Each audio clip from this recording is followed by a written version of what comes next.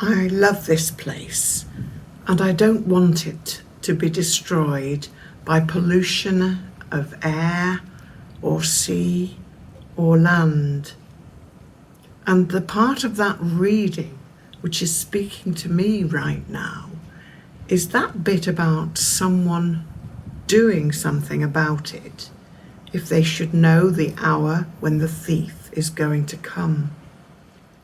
Jesus said if the owner of the house had known what hour the thief was coming, she would not have let her house be broken into. And I agree with that. I was burgled in January, and various valuable items were stolen, and it was not a pleasant experience. I even heard a thudding in the night when it was being done, and yet I still didn't get up to check out that sound. My mind tells me that unless people like me change our use of transport, food and energy, places like this beautiful, quiet spot, they will be harmed. And as I sit here quietly, I'm wondering if the crisis of climate change is like the coming of a thief in the night. Climate change is already knocking at my door, and yet I feel powerless to do anything about it. Or do I? I am never powerless. The Holy Spirit is in my life.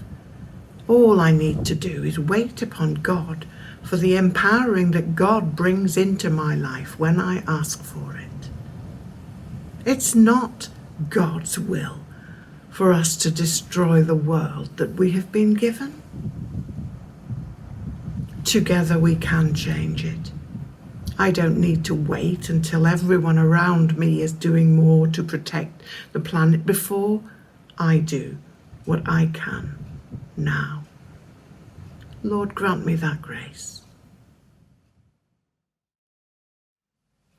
I have often sat in wonder at God's world, without concern for its future, but by those rock pools, my sitting became like a prayer for their protection.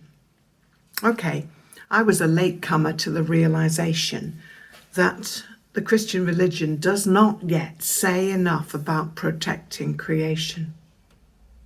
But when I sat there, it felt as though I was receiving the love of God.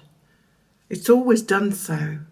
It felt so before, and yet this time it also felt like I was receiving the ministry of Jesus washing his disciples' feet and asking something of me. Now I can feel the call to be ready to greet him, dressed for action, welcoming the changes to my own lifestyle that the Holy Spirit is nudging us all to take. I do hope you will take the rest of this summer and maybe even visit somewhere and be quiet somewhere.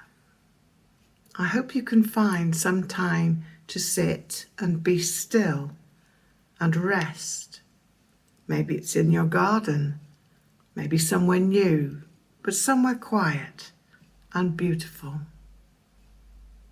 And right now, as I show you a short video of the rock pools I was looking at in that piece before, I hope you can imagine being there with me, and if you could get near enough, imagine the small creatures who live in those pools, little crabs, fishes, seaweeds, snails, other things, all sorts of things scurrying around, carrying on in their daily lives, which only come out when you've sat there so still for long enough for them to not be afraid of you anymore.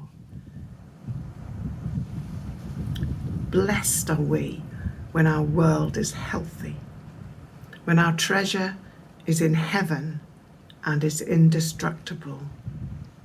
Blessed are we when our work on earth treats the earth with the kind of respect and love that Jesus treats us with.